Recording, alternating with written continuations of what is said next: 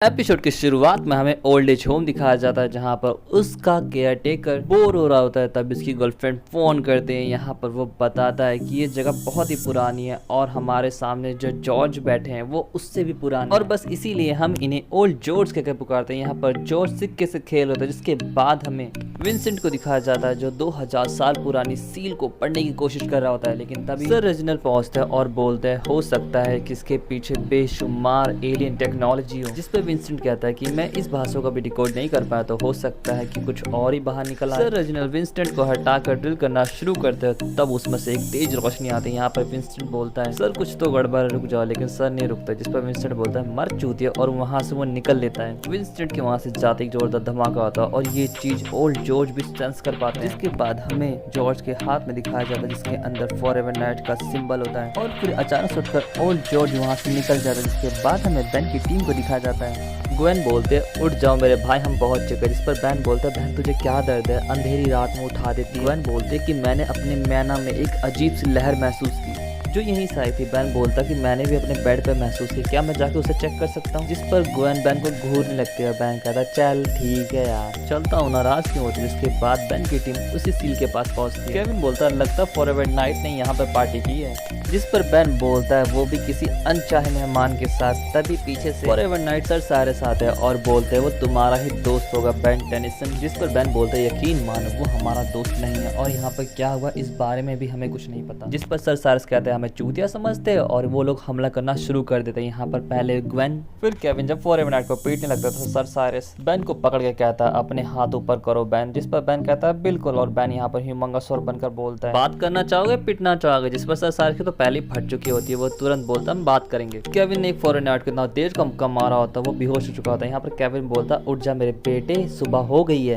Ban sir सारस को हथियार देते हुए बोलता बस करो केविन, और सर सारस से पूछता है या तो हमारा साथ दो या तो पतली गली से यहाँ से निकल लो, और रही बात तुम्हारे साथियों की तो मुझे नहीं पता कि वो लोग कहाँ गए। विंसेंट आगे आता है और बोलता है कि बैन सही बोल रहा है, मैंने सर रेजिनल को डील करने से मना किया था लेकिन उनमें खड़ा बात है उन्होंने डील करना शुरू किया जिससे एक बहुत बड़ा एक्सप्लोजन हो गया। जिस पर सर सारस बोलता तो अभी के लिए हम ये लड़ाई यहीं पे रोकते हैं। ग्वेन पूछते अच्छा तो ये बताओ कि ये सील बनाई किसने। जिस पर विंसेंट बताता है ये 1700 साल पहले हमारे फर्स्ट नाइट ने बनाई थी और मैं इस पे लिखी हुई चीजों को ट्रांसलेट करने की कोशिश कर रहा था लेकिन समय पे नहीं कर पाया। जिस पर ग्वेन कहती कोई बात नहीं मैं तुम्हारी मदद करूंगी इसे ट्रांसलेट करने पर। यहाँ पर उन दोनों का इंटरेक्शन देख केविन को होती है जलन और बीच में आते हुए बोलता है देख विंसेंट अपने काम पे ध्यान दे तो ज्यादा अच्छा रहेगा। बैन बोलता है देखो दोस्तों ये दोनों तरफ से क्रैक हो गए, यहाँ पर बहुत बड़ा एक्सप्लोजन हुआ था। जिस पर सर सारस बोलते हैं इसका मतलब मेरे आदमी मारे गए। जिस पर विंसेंट बोलता है सर मुझे नहीं पता, जब एनर्जी बढ़ी तो मेरी फट के 64 हो गई और मैं वहाँ से भाग गया।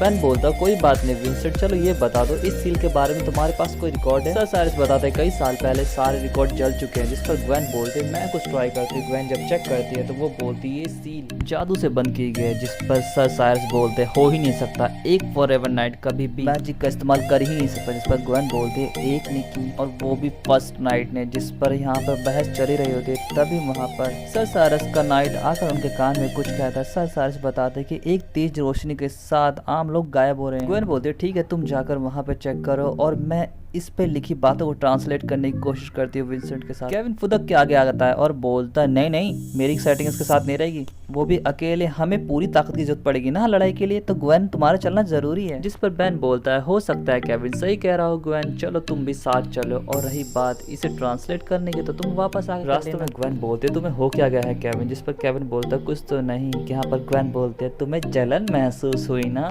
केविन बोलता जलन वो भी उस चोमू से मुझे नहीं यार। बैन बोलता दोस्त तो वो लोग रुक गए। जिसके बाद बैन जब उतरता है तो यहाँ पर फॉरएवर नाइट सर सारस बताता है कि हमें एक एलियन लाइफ फॉर्म मिली है। जिस पर बैन बोलता है फिर मेरी अल्टीमेट्रिक्स को इसमें क्यों नहीं दिलचस्पी। जिसके बाद वो लोग जब अंदर जाते हैं तो उनकी फट के 64 हो जाती है। वहाँ पर बहुत ही अजीबो गरीब एलियन होता है। बैन बोलता है उसे छोड़ दो। जिस पर एलियन कुछ कर पाता उससे पहले ही फॉरएवर नाइट्स पर हमला कर देते हैं, पर ग्वेन यहाँ पर शील्ड बनाकर उसे बचा लेती है। बैन तुरंत स्मॉग फायर में बदल कर उनके हथियार छीन लेता है। यहाँ पर बैन बोलता है तुम उस पुलिस वालों को मार देते, मेरी मेरी ना का मतलब ना होता, मैं कोई लड़की नहीं जो मेरी ना में भी हाँ हो। जिस पर ग्वेन बोलती है, हे बैन, हमारी ना का मतलब भी ना होता। और यहाँ पर ग्वेन उस क्रीचर के पास पहुंचकर पुलिस मैन को छुड़ाने की कोशिश करती है, तो वो क्रीचर ग्वेन को ही पकड़ लेता है, जिससे केविन की सटक जाती है और वो मुक्के बरसाना शुरू करता है, जिससे ग्वेन का कनेक्शन टूट जाता है। यहाँ पर वो केविन को अपने कनेक्शन लेने की कोशिश करता है, लेकिन वो खुद ही सदमे में आ जाता है और केविन से अपने टेंटिकल हटा देता है। यहाँ पर बेन अब उस पर अपनी आंख की बारिश करने लगता है, जिससे उस क्रीचर को वहाँ से भागना पड़ता है, लेकिन वो अपने साथ विंस्टन को ले जाता है। बेन केविन के मजे लेते हुए बोलता है, आज तो साबित हो गया केविन कि तुम्हारे पास दिमाग नहीं है, वो क्रीचर भी तुम पे काबू नहीं कर पाया, क्योंकि दिमाग काबू करने के लिए दिमाग होना भी तो चाहिए। इसी बीच सर साइरस विंस्टन चिल्ला रहे थे। यहाँ पर बेन पूछता है, क्या हुआ सर साइरस, जिस पर विंस्टन के गायब होने का इल्जाम वो बेन पे लगाता है, जिसके बाद हमें ग्वेन को दिखाया जाता है। यहाँ पर ग्वेन बोलती है वो अपने आप को लुकुब्रा बुला रहा था और साथ में मेरे दिमाग में कुछ ढूंढ भी रहा था। बेन बोलता, तुम्हें पता चला कि वो क्या ढूंढ रहा था, जिस पर ग्वेन बताती है, इससे पहले पता चल पाता केविन के हमले से कनेक्शन ही टूट गया। तभी सर साइरस वहाँ पे आता है और बोलता, तुम्हारी वजह से आज हमने एक और अपना साथी खो दिया। जिस पर बेन बोलता, साथी का तो पता नहीं, अगर हमने रोका नहीं होता तो तुम आज जेल में होते उस पुलिस वाले को मारने के केस में, और रही बात विंस्टन और क्रीचर की तो हम उसे ढूंढ लेंगे, तुम टेंशन मत लो। ग्वेन बोलती है, अगर विंस्टन की कोई चीज मिल जाए तो मैं उसे आसानी से ढूंढ सकती हूँ। जिस पर सर साइरस विंस्टन का झोला ग्वेन को दे देते हैं। बेन यहाँ पे बोलता, तुम नॉर्थ में जाओ, मैं साउथ में जाऊंगा, और जिसे क्रीचर या विंस्टन मिलेगा पहले हम एक दूसरे को बताएंगे, उसके बाद हमला करेंगे। सर साइरस बोलते हैं, अगर मेरा विंस्टन मुझे खतरे महसूस हुआ तो मैं तुम्हारा पेट नहीं करूंगा। और ये कहकर सर साइरस वहाँ से चले जाते हैं, जिसके बाद हमें लुकुब्रा को दिखाया जाता है, जो सभी की बातें मस्त ऊपर से सुन रहा था। और इसके बाद लुकुब्रा भी वहाँ से निकल जाता है। बेन को दिखाया जाता है, जो क्रोमा स्टोन बनकर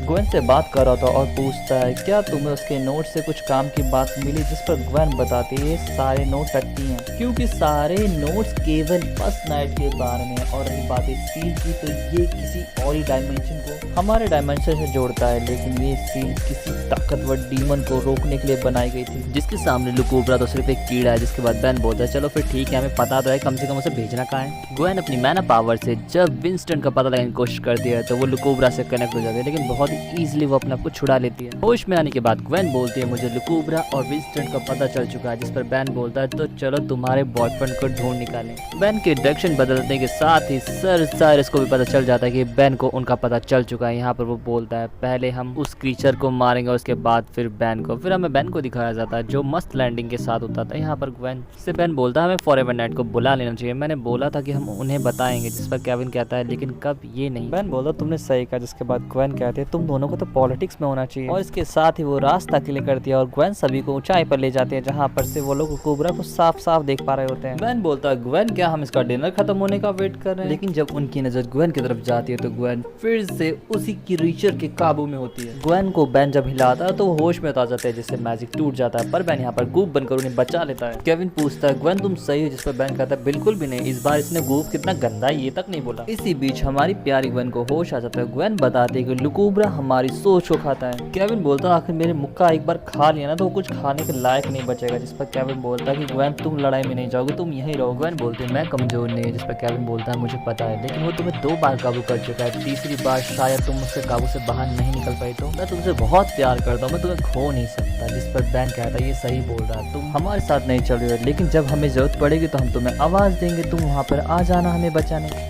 ग्वेन बोलती है, ठीक है, और वहाँ से निकल जाते हैं। जिसके बाद केविन बोलता है, मुझे लगता है कि ये अभी भी ठीक है। जिस पर बेन बोलता है, इसीलिए हमें ये जल्दी खत्म करना होगा। और बेन तुरंत आर्मडीलो बनकर दीवार तोड़ता हुआ अंदर घुस जाता है। लुकुब्रा उन्हें देखते ही अपने प्यारे बेन और केविन की तरफ भेजता है। बेन बोलता है कि हमें किसी को नुकसान नहीं पहुंचाना है, केविन ये बात याद है। केविन बोलता है, बेन ये तुम्हारे साथ रिश्तेदार है जो तुम इन्हें कुछ कह नहीं रहे। केविन और बेन की बातें ग्वेन सुन रहे होते। ग्वेन बोलते, बस बहुत हो गया, और वो अंदर जाने ही वाले थे, तभी उसके पीछे से सर साइरस आते और बोलते हैं, ग्वेन रुक जाओ, उसे थका लेने दो उस क्रीचर को, जिसके बाद हम तुम्हें और तुम्हारी टीम को साथ में निपटा देंगे। और वो ग्वेन पर हमला कर पाते इससे पहले ही ग्वेन उन पर हमला कर देती है और वो लोग दीवार तोड़ते हुए अंदर आ जाते हैं। अंदर आते ही लुकुब्रा फिर से ग्वेन को काबू कर लेता है। बेन तुरंत खुद को एनर्जी में ट्रांसफॉर्म करके लुकुब्रा पे हमला करता है, जिससे ग्वेन का कनेक्शन टूट जाता है। लुकुब्रा तुरंत अपना दल बदल लेता और बेन पे हमला करता है। केविन पूछता है दोस्त तुम सही तो हो, जिस पर बेन बोलता है मस्त यार, मैं तुम्हारी तरफ फुल्ली मेटल से कवर, मुझे हो भी क्या सकता है। जिससे केविन को एक आइडिया आता है और वो ग्वेन के पास जाकर ग्वेन को प्यार के तोहफे में लोहे का हेलमेट देता है, जिससे अब लुकुब्रा उसे काबू नहीं कर पा रहा होता है। ग्वेन बेन से चिल्लाकर बोलती है बेन मुझे एक बहुत ही बड़ा गड्ढा चाहिए। बेन तुरंत ऊंचाई पे चढ़कर लुकुब्रा पे हमला करता है, जिससे एक बहुत ही बड़ा गड्ढा बन जाता है। इससे पहले कि लुकुब्रा बाहर आ पाता, ग्वेन फिर से वही स्पेल कास्ट करती है जो सील पे होता है और लुकुब्रा वाले खड्डे को उससे ढक देती है, जिससे सभी सही हो जाते हैं। यहाँ पर विंस्टन उठकर पूछता है कि वो क्रीचर कहाँ गया, जिस पर ग्वेन बोलते है जहाँ से आया था वहीं हमने उसे पहुंचा। बेन से साइरस की तरफ देखकर पूछता है क्या तुम उससे कोई परेशानी है, जिस पर साइरस बोलते हैं नहीं, लेकिन अब जब तुम मिलोगे तो तुम